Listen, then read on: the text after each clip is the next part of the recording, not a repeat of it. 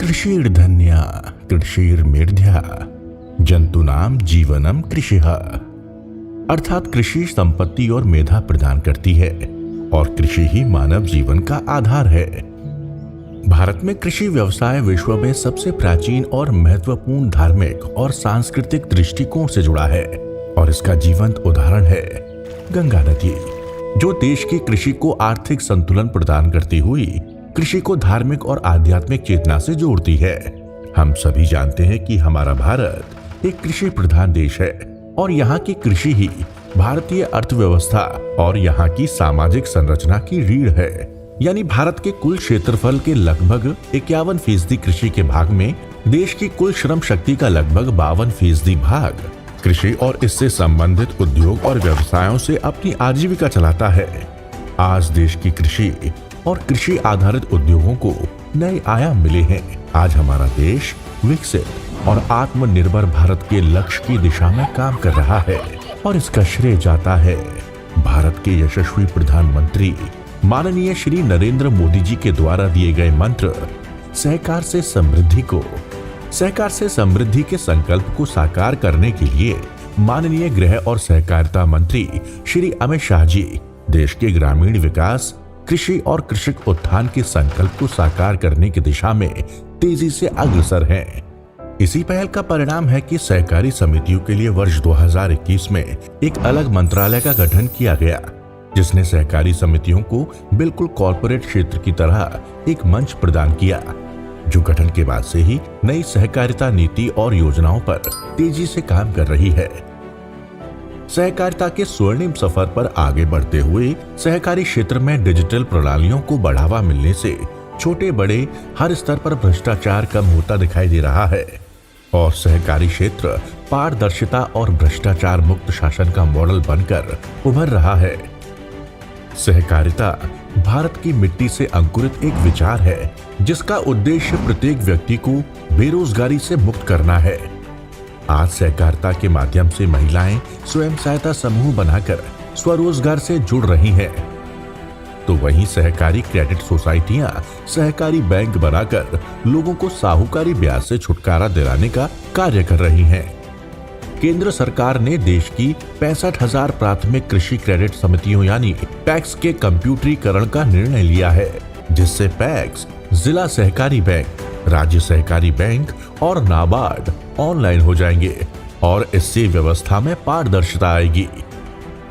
आज मत्स्य पालन क्षेत्र में 25,000 से अधिक सहकारी समितियां काम कर रही हैं, जहां मछली प्रसंस्करण, मछली सुखाने, मछली का इलाज, मछली भंडारण, मछली डिब्बाबंदी और मछली परिवहन जैसे उद्योगों को मजबूत किया जा रहा है। सहकारिता का समर्थन करती पीएम मत्स्य संपदा योजना के माध्यम से जल निकाय के पास रहने वाले ग्रामीणों और किसानों के लिए अतिरिक्त आय के साधन सुनिश्चित हुए हैं।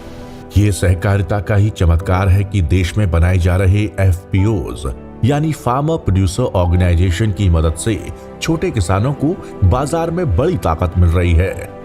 किसानों की आय बढ़ाने के लिए शहद उत्पादन, जैविक खाद्य पदार्थ, सौर पैनल और मृदा परीक्षण में भी सहकारी क्षेत्र तेजी से कार्य कर रहे हैं।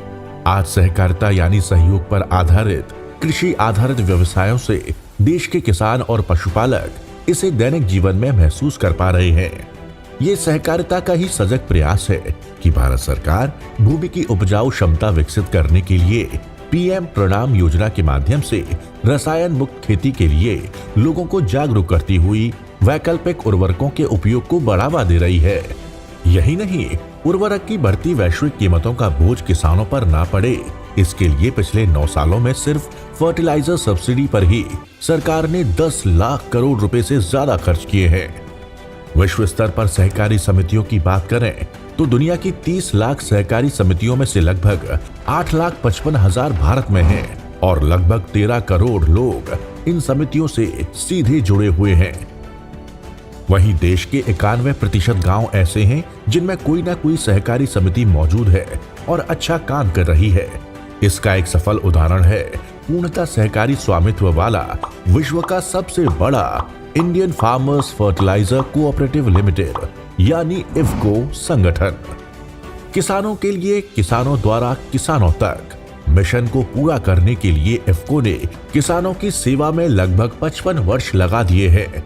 आज 35,000 से भी ज्यादा सहकारिताओं के माध्यम से इफ्को की पहुंच भारतवर्ष के लगभग 4.5 करोड़ से अधिक किसानों तक है, जिनकी इफ्को ने सामाजिक और आर्थिक उन्नति में बड़ी और महत्वपूर्ण भूमिका निभाई है।